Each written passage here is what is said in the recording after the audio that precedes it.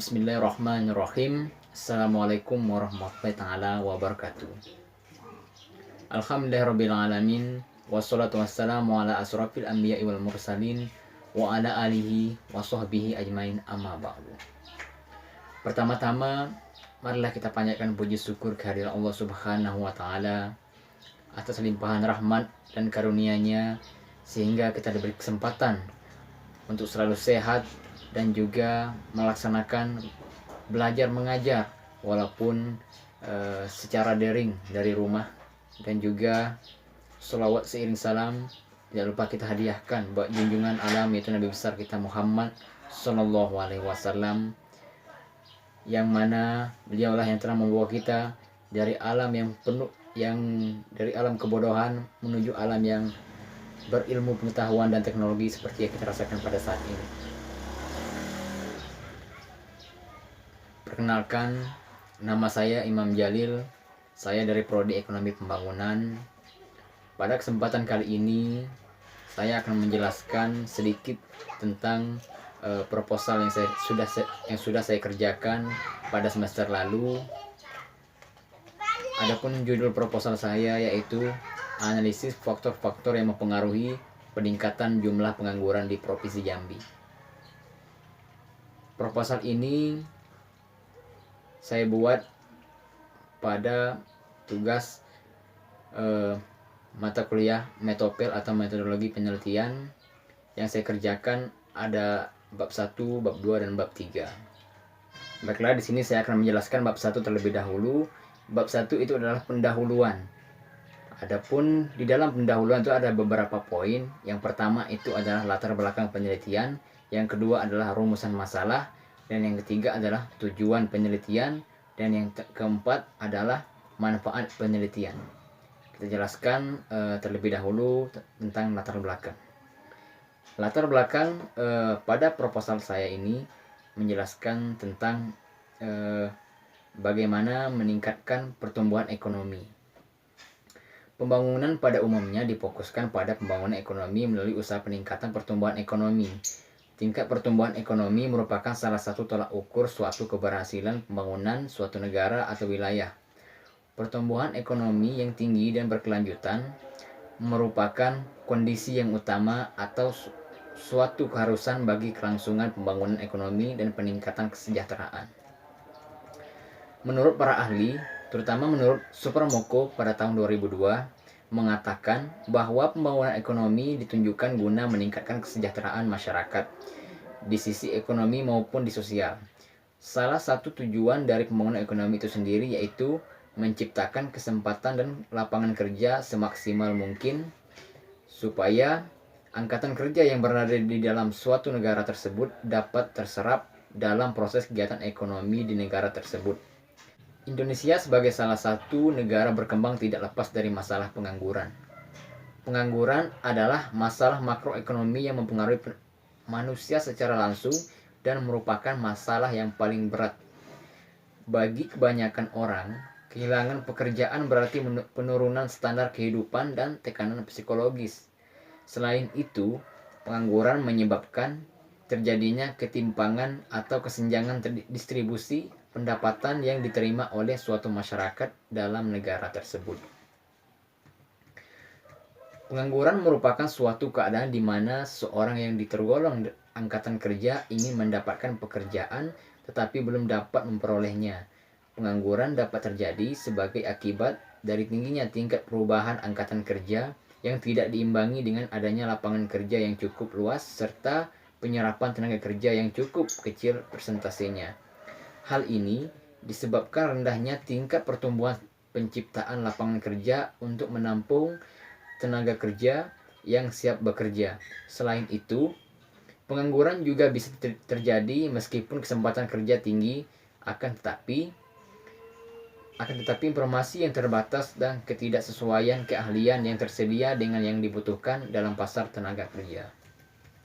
Oleh karena itu, perlu adanya usaha yang sungguh-sungguh dan tidak mudah menyerah oleh orang yang menganggur dalam mencari sebuah pekerjaan atau dengan memulai suatu usaha yang dapat mengubah keadaan mereka menjadi lebih baik.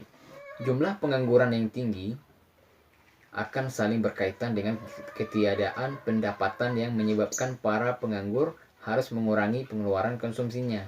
Di samping itu, dapat mengganggu taraf kesehatan keluarga. Apabila keadaan pengangguran di suatu negara sangat buruk, kekacauan politik dan sosial selalu berlaku dan menimbulkan efek yang buruk kepada kesejahteraan masyarakat dan prospek pembangunan ekonomi dalam jangka panjang. Provinsi Jambi adalah salah satu provinsi di Indonesia yang pertumbuhan penduduknya cenderung meningkat. Apabila hal ini tidak diiringi dengan penciptaan kesempatan kerja, akan menimbulkan pengangguran. Hal ini membawa berbagai tantangan bagi pemerintah daerah dalam mengatasi pengangguran untuk memenuhi permintaan hidup masyarakat seperti sandang, pangan, prasarana, kesehatan, pendidikan, dan juga hal penyediaan lapangan kerja, sehingga dituntut peran pemerintah daerah dan masyarakat yang lebih besar. Seperti peningkatan kualitas angkatan kerja yang berkemampuan dalam memanfaatkan, mengembangkan, dan menguasai iptek, serta pelatihan keterampilan dan wawasan sehingga mampu mempermudah proses penyerapan tenaga kerja yang dibutuhkan agar jumlah pengangguran dapat berkurang. Menurut Kaufman dan Hopkins pada tahun 2000, bahwa tingkat pengangguran merupakan salah satu ukuran efisiensi dalam perekonomian. Ketika pengangguran terjadi, beberapa input tenaga kerja yang tersedia tidak digunakan, yang berarti hilangnya produksi. Perkiraan besarnya kerugian ekonomi dijelaskan dalam hukum Okun, yaitu setiap persentase peningkatan tingkat pengangguran sama dengan penurunan 2% dalam GNP. Pembangunan ekonomi sebuah negara dapat dilihat dari beberapa indikator perekonomian. Salah satu dari antaranya adalah tingkat pengangguran. Berdasarkan tingkat pengangguran dapat dilihat kondisi suatu negara, apakah perekonomiannya berkembang atau lambat dan atau bahkan mengalami kemunduran. Pengangguran dapat terjadi sebagai akibat dari tingginya tingkat perubahan angkatan kerja yang tidak diimbangi dengan adanya lapangan pekerjaan yang cukup luas serta penyerapan tenaga kerja yang cenderung kecil persentasenya. Hal ini disebabkan rendahnya tingkat pertumbuhan penciptaan lapangan kerja untuk menampung tenaga kerja yang siap bekerja. Kemudian ada lagi menurut Sukirno pada tahun 2006, pengangguran adalah masalah yang sangat buruk efeknya kepada perekonomian dan masyarakat. Pengangguran yang tinggi mempunyai dampak buruk baik terhadap perekonomian individu dan masyarakat, seperti tingginya jumlah pengangguran akan menyebabkan masyarakat tidak dapat memaksimumkan kesejahteraan yang mungkin dicapai. Produktivitas dan pendapatan masyarakat akan berkurang sehingga timbul kemiskinan, kejahatan, dan masalah sosial lainnya. Itu dikarenakan pengangguran. Dampak dari pengangguran dapat menimbulkan kemiskinan, kejahatan, dan masalah sosial lainnya.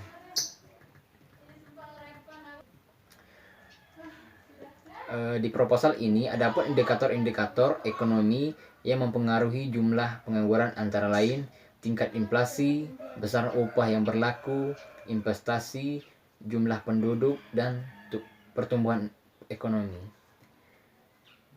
Inflasi merupakan suatu proses kenaikan harga yang berlaku dalam suatu perekonomian. Masalah inflasi sangat erat kaitannya dengan tingkat penggunaan tenaga kerja.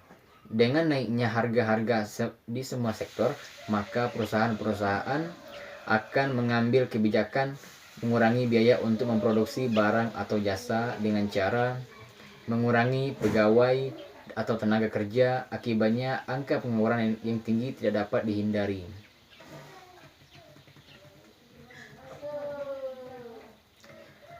Kemudian, upah minimum pada suatu daerah akan berdampak pada pekerja. Upah minimum akan meningkatkan upah mereka di atas tingkat keseimbangan.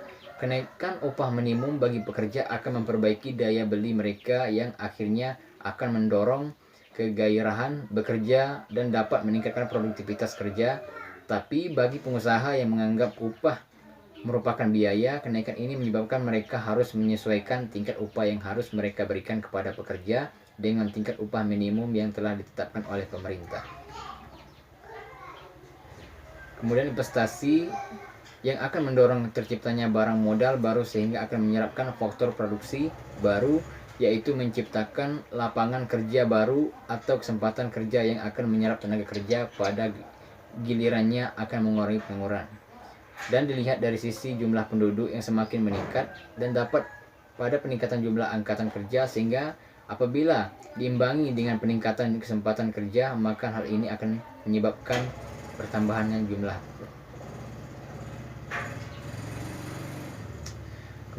Kemudian kita masuki poin yang kedua, yaitu rumusan masalah. Pada rumusan masalah pada proposal ini, berdasarkan dari latar belakang dan uraian yang telah diterapkan di atas, maka permasalahan yang akan dianalisis dalam penelitian ini adalah: yang pertama, bagaimanakah pengaruh inflasi terhadap pengangguran di Provinsi Jambi, dan yang kedua, bagaimanakah pengaruh upah minimum terhadap pengangguran di Provinsi Jambi, dan yang ketiga, bagaimanakah pengaruh investasi terhadap pengangguran di Provinsi Jambi, dan yang keempat, bagaimanakah pengaruh jumlah penduduk terhadap pengangguran di Provinsi Jambi. Adapun tujuan dari penelitian ini untuk menganalisa, yang pertama untuk mengetahui pengaruh inflasi terhadap pengangguran di Provinsi Jambi, dan kedua untuk mengetahui pengaruh upah minimum terhadap pengangguran di Provinsi Jambi, dan yang ketiga untuk mengetahui pengaruh investasi terhadap pengangguran di Provinsi Jambi, dan yang keempat untuk mengetahui pengaruh jumlah penduduk terhadap pengangguran di Provinsi Jambi. Dan yang ketiga adalah manfaat dari penelitian ini. Yang pertama, menurut dalam praktis, yang pertama, penelitian ini diharapkan dapat memberikan sumbangan pikiran kepada pemerintah Provinsi Jambi dalam mengatasi masalah kependudukan. Dan yang kedua adalah dapat memberikan kontribusi pemikiran bagi para peneliti dan menjadi acuan, referensi, tambahan dan literatur dan perbandingan bagi penelitian selanjutnya. Dan yang bagi akademis, yaitu yang pertama sebagai referensi bagi pihak-pihak yang ingin melakukan penelitian selanjutnya yang topiknya berkaitan dengan penelitian ini. Yang kedua, menjadi bahan masukan informasi dalam merumuskan dan mempertimbangkan kebijakan-kebijakan yang terbuat guna mengatasi kemiskinan dan pengangguran terdidik di Provinsi Jambi. Itulah rancangan dari bab 1 saya. Baiklah, sekarang saya akan menjelaskan tentang bab 2 lagi. Adapun di dalam bab 2 tersebut yaitu membahas tentang kajian teoritis, kerangka konseptual, dan hipotesis.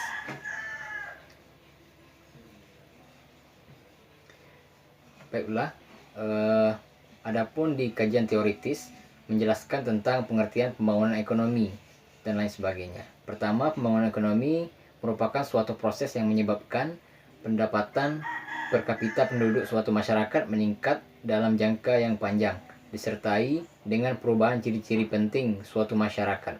Secara umum, pengertian pembangunan ekonomi adalah suatu proses yang bertujuan untuk menaikkan produk domestik bruto suatu negara atau daerah dalam jangka panjang.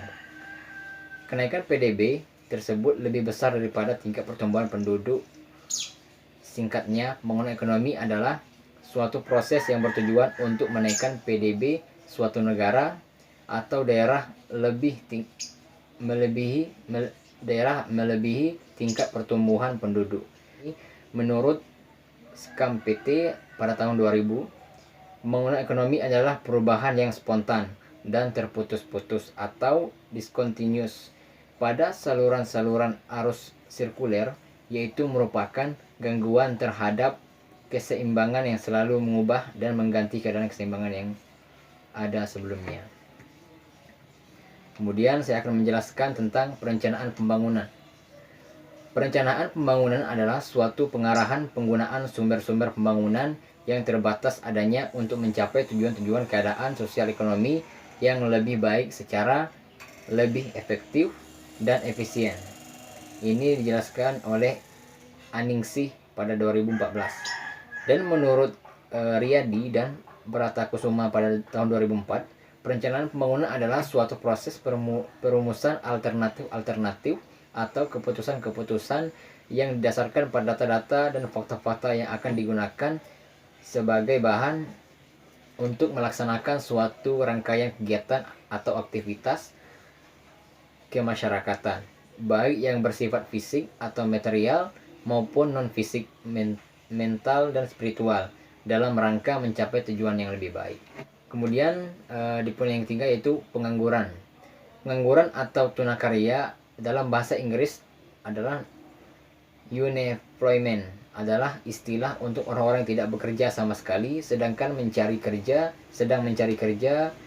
bekerja kurang dari 2 hari selama seminggu, atau seseorang yang sedang berusaha mendapatkan pekerjaan yang layak. Pengangguran umumnya disebabkan karena jumlah angkatan kerja atau para pencari kerja tidak sebanding dengan jumlah lapangan kerja yang ada, yang mampu menyerapnya. Pengangguran seringkali menjadi masalah dalam perekonomian, karena dengan adanya pengangguran, produktivitas dan pendapatan masyarakat akan berkurang sehingga dapat menyebabkan timbulnya kemiskinan dan masalah-masalah sosial lainnya. Adapun jenis-jenis pengangguran, yang pertama itulah pengangguran terbuka, yaitu adalah keadaan seseorang yang sama sekali tidak bekerja dan sedang berusaha mencari pekerjaan. Kemudian ada juga pengangguran tidak sepenuh waktu atau setengah pengangguran. Pengangguran jenis ini ditunjukkan pada seorang yang mempunyai pekerjaan namun jam kerja hanya sedikit atau tidak sesuai dengan standar 7-8 per hari, sehingga penghasilan mereka pun kadang tidak mencukupi. Kemudian ada lagi pengangguran terselubung atau disguised unemployment. Pengangguran terselubung adalah pengangguran yang pada orang yang mempunyai pekerjaan tapi produktivitasnya rendah. Dan ada lagi pengangguran musiman. Pengangguran musiman adalah pengangguran yang tidak dapat bekerja ketika pergantian musim. Misalnya orang-orang yang bekerja sebagai petani sawah, mereka akan bekerja selama setahun, selama musim panen. Setelah itu mereka menganggur menunggu musim berikutnya. Kemudian faktor-faktor yang meningkatkan jumlah pengangguran adalah jumlah tenaga kerja dan jumlah lapangan pekerja yang tidak seimbang. Kemudian kemajuan teknologi. Yang ketiga adalah keterampilan dan pengalaman pemohon tidak sesuai kriteria. Dan yang keempat adalah kurangnya pendidikan. Dan yang kelima adalah kemiskinan. Dan yang keenam adalah PHK. Dan ketujuh adalah tempat tinggal jauh. Dan 8 persaingan pasar global. Yang kesembilan adalah kesulitan mencari lowongan kerja. Dan yang ke-10 adalah harapan untuk calon pekerja terlalu tinggi. Adapun faktor-faktor yang mempengaruhi peningkatan jumlah pengangguran yaitu adalah yang pertama, inflasi. Definisi inflasi banyak raganya seperti yang dapat kita temukan pada literatur ekonomi. Inflasi adalah proses kenaikan harga-harga umum secara terus-menerus. Menurut Sadono Sukirno, inflasi dapat didefinisikan sebagai suatu proses kenaikan harga-harga yang berlaku dalam suatu perekonomian. Sedangkan menurut Samuelson, inflasi menunjukkan kenaikan dalam tingkat harga umum. Untuk mengetahui besarnya inflasi yang terjadi dalam suatu negara, maka digunakan tingkat inflasi. Tingkat inflasi adalah persentase kenaikan harga-harga barang dalam periode waktu tertentu. Kemudian faktor yang kedua, upah minimum. Menurut Undang-Undang Nomor 13 Tahun 2003 tentang Ketenagakerjaan, upah didefinisikan sebagai hak pekerja buruh atau buruh yang diterima dan dinyatakan dalam bentuk uang sebagai imbalan dari pengusaha atau pemberi kerja pada pekerja atau buruh yang ditetapkan dalam dan dibayar menurut suatu perjanjian kerja, kesepakatan atau peraturan perundang-undangan, termasuk tunjangan bagi pekerja atau buruh dan keluarga atas suatu pekerjaan atau jasa yang telah atau akan dilakukan. Kemudian faktor yang ketiga, investasi. Investasi mempunyai pengertian secara umum adalah suatu usaha penanaman modal atau jumlah uang pada suatu perusahaan atau proyek tertentu. Berinvestasi memiliki tujuan yang sudah sangat jelas, yaitu untuk mendapatkan suatu keuntungan. Selain itu, terdapat berbagai pertimbangan serta faktor yang mempengaruhi apakah investasi itu berhasil atau tidak. Investasi sendiri adalah suatu istilah yang kuat kaitannya dengan bidang ekonomi dan keuangan. Berinvestasi juga sering disebut dengan penanaman sebuah modal, karena berinvestasi berguna untuk menambah penghasilan seseorang maupun suatu perusahaan. Berinvestasi juga tak lepas dari risiko-risiko yang harus ditanggung para investor. Kemudian faktor yang selanjutnya yaitu adalah pertumbuhan ekonomi. Pertumbuhan ekonomi adalah proses perubahan kondisi perekonomian suatu negara secara berkesinambungan menuju keadaan yang lebih baik selama periode tertentu. Pertumbuhan ekonomi dapat diartikan juga sebagai proses kenaikan kapasitas produksi suatu perekonomian yang diwujudkan dalam bentuk kenaikan pendapatan nasional. Menurut para ahli atau Todaro, pada tahun 2006, pertumbuhan ekonomi adalah sebuah proses yang mantap di mana kapasitas produksi suatu perekonomian mengalami peningkatan sepanjang waktu dan menghasilkan peningkatan pada pendapatan nasional. Kemudian hipotesis penelitian. Hipotesis adalah, sebelumnya kita menjelaskan terlebih dahulu tentang apa itu hipotesis. Hipotesis adalah dugaan atau jawaban sementara terhadap masalah yang akan diuji sebenarnya melalui analisis data yang relevan dan sebenarnya akan diketahui setelah dilakukan penelitian sesuai dengan kajian teoritis, temuan hasil penelitian terdahulu dan kerangka konseptual di atas ini, maka hipotesis penelitian dirumuskan sebagai berikut. Berdasarkan kerangka konseptual paradigma yang tertera pada gambar 2,1, maka penelitian ini merumuskan hipotesis sebagai berikut. H1, diduga inflasi berpengaruh terhadap tingkat pengangguran di Provinsi Jambi. Kemudian H2, diduga upah minimum berpengaruh terhadap tingkat pengangguran di Provinsi Jambi. Dan yang keempat, diduga pertumbuhan ekonomi berpengaruh terhadap tingkat pengangguran di Provinsi Jambi. Dan yang kelima, diduga inflasi, upah minimum, investasi, dan pertumbuhan ekonomi berpengaruh terhadap tingkat pengangguran di Provinsi Jambi. Itulah kesimpulan dari bab 2. Selanjutnya kita akan menjelaskan tentang bab 3-nya lagi. Baiklah, di sini saya akan menjelaskan bab 3-nya atau bab terakhir, yaitu di dalam bab 3 dijelaskan tentang metode penelitian. Di dalam metode penelitian ini ada beberapa poin. Pertama, saya akan menjelaskan poin yang pertama, yaitu ruang lingkup penelitian. Di dalam ruang lingkup penelitian ini menggunakan jenis penelitian kausalitas yang tergolong dalam pendekatan kuantitas. Penelitian ini menggunakan data sekunder dengan menggunakan variabel independen atau bebas, yaitu inflasi X1, upah minimum X2, investasi X3, dan pertumbuhan ekonomi X4, dan variabel dependen terikat yaitu pengangguran atau Y di Provinsi Jambi. Kemudian saya akan menjelaskan yang kedua, yaitu adalah jenis data. Dalam penelitian ini menggunakan sumber data sekunder, yaitu data yang diperoleh dari catatan atau sumber data lain yang telah ada sebelumnya dan diolah kemudian disajikan dan dalam bentuk teks, karya tulis, laporan penelitian, buku, dan lain sebagainya. Kemudian poin yang ketiga yaitu adalah sumber data. Adapun sumber data yang diperoleh, yang pertama itu diperoleh dari Badan Pusat Statistik atau BPS Provinsi Jambi. Dan yang kedua adalah dari jurnal-jurnal penelitian terdahulu yang sama dengan variabel yang sedang diteliti. Kemudian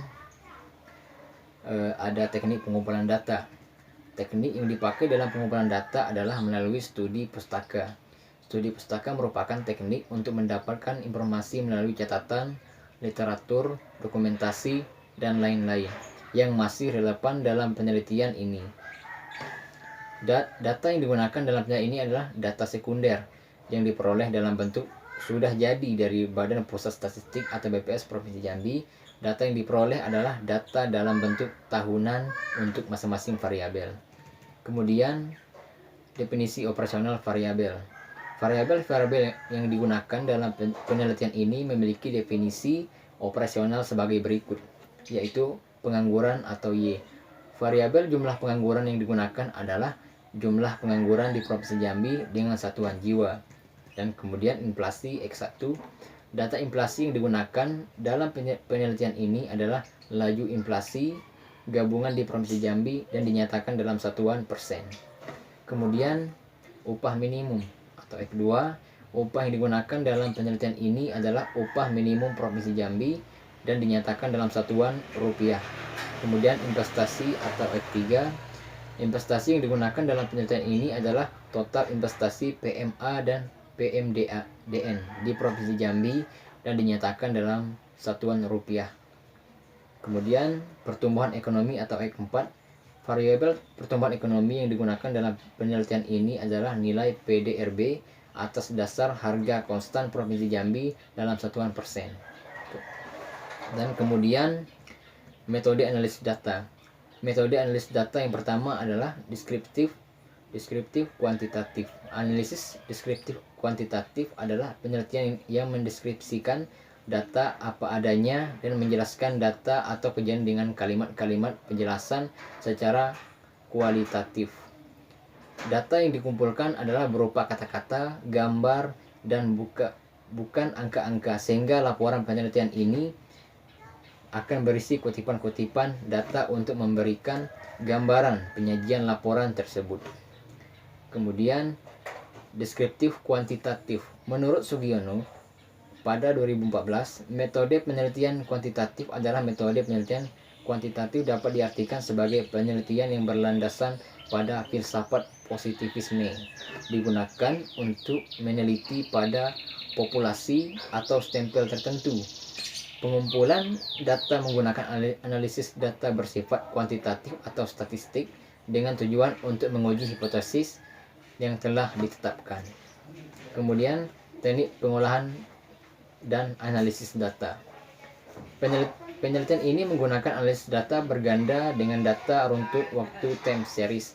Untuk menguji bisa atau tidak regresi tersebut digunakan, dan untuk menguji hipotesis yang dilakukan maka diperlukan pengujian statistik.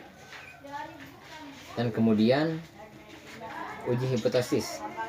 Uji hipotesis merupakan jawaban sementara dari rumusan masalah dalam penelitian, di mana rumusan masalah dalam penelitian yang ada di bab 1 telah dinyatakan dalam bentuk kalimat pertanyaan. Dalam penelitian ini menggunakan hipotesis asosiatif untuk melihat hubungan variabel inflasi, upah minimum, investasi, dan pertumbuhan ekonomi terhadap jumlah pengangguran di Provinsi Jambi. Mungkin itulah penjelasan sedikit dari proposal yang saya kerjakan pada semester lalu. Lebih dan kurang saya mohon maaf. Wabillahi taufiq wal hidayah. Wassalamualaikum warahmatullahi wabarakatuh.